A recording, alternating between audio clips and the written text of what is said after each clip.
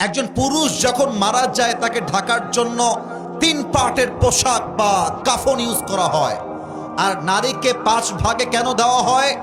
কারণ নারীর কোনো বডির পার্ট শো করানো যাবে না। আমার প্রশ্ন, জাস্ট 5টা পার্টেই কিন্তু শেষ হয় না।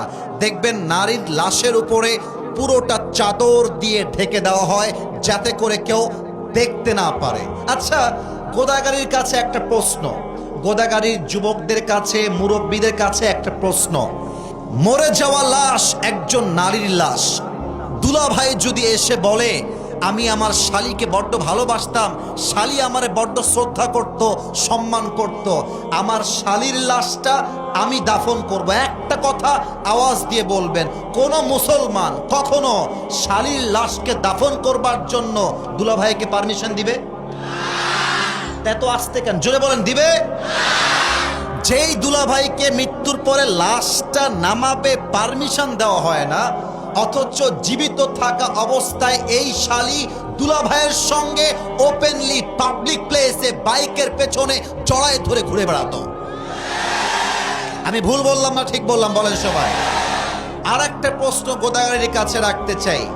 এই প্রিয় বোন আমার, আপনি মরার পরে 5 পার্টের কাফনে জড়িত হলেন, দুলাভাই পর্যন্ত আপনার লাশ দেখতে পারবে না। এটা হচ্ছে আপনার মরার পরের অবস্থা।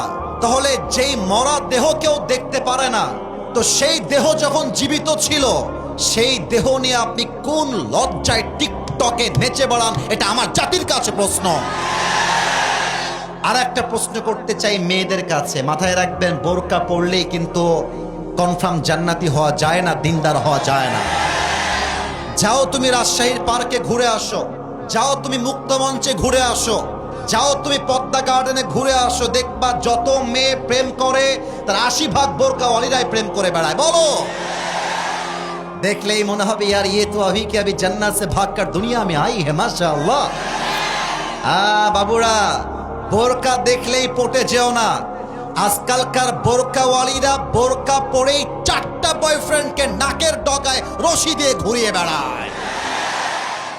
আর কি বলবো দুঃখের কথা, মেয়েরা বোরকা পরেও আজকাল পর্দা করে না কেন? আমি 2টা এক্সাম্পল দিব। আমার কথা রাগ করতে পারবেন না? রাগ করবেন? আমি নাটা শুনতে পাইনি, রাগ করবেন? আমি ইনডিরেক্টলি বলবো, ডিরেক্টলি বলতে এটা বড় লজ্জার বিষয়। আমি ডিরেক্টলি বলতে চাই না, ইনডিরেক্টলি বলছি। আশা করছি আপনারা আমার পয়েন্ট বুঝতে পারবেন। কিছু মেয়ে এমন টাইট